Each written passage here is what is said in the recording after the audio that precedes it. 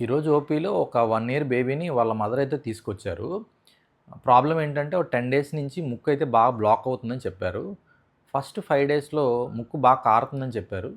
5 days తర్వాత ముక్కు కారడం తగ్గిపోయింది. బట్ 5-7 డేస్ నుంచి ముక్కు అనేది బాగా విపరీతంగా బ్లాక్ అయిపోయి, సరిగ్గా పాలు తాగలేకపోవడం, ఈ మందు నేసల్ డ్రాప్స్ ఏసిన 2-3 అవర్స్ పాటు బానే ఉంటుంది గానీ, మళ్ళా వెంటనే బ్లాక్ అయిపోతుందని చెప్పి కంప్లెయింట్ చెప్పారనమాట. సరే ఏ నేసల్ డ్రాప్స్ వాడుతున్నారని అడిగాను.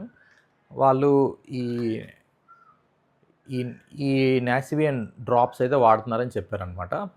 ఎన్ని రోజుల నుంచి వాడుతున్నారంటే ఒక 7 డేస్ నుంచి వాడుతున్నారని చెప్పారనమాట. ఫస్ట్ పాయింట్, ఇది జలుబు అయితే కాదు. ఈ కండిషన్‌ని రైనైటిస్ మెడికమెంటోసా అంటారు. ఇదేంటంటే ఈ మెడిసిన్‌లో ఉండే ఆక్సిమెటాజోలిన్ ఏం చేస్తదంటే అది రక్తనాళాలని బాగా కుంచించుకుపోయేటట్టు చేస్తదనమాట.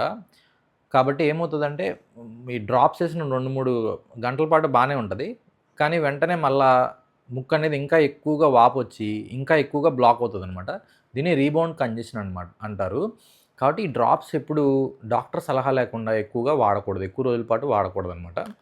నేసల్ బ్లాక్‌కి main treatment saline nasal drops. 0.9% sodium chloride ఉండే సెలైన్ నేసల్ డ్రాప్స్‌ని ఎక్కువగా వాడుకోవాలి.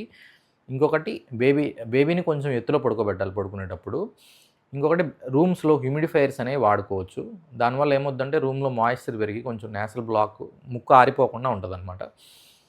ఇలాంటివన్నీ చేయాలి. కొంచెం పెద్ద పిల్లల్లో కొంచెం స్టీమ్ ఇన్హలేషన్ ఎక్కువగా ఆవిరి పట్టడం ద్వారా ముక్కు బ్లాక్ అనేది క్లియర్ అవుతది.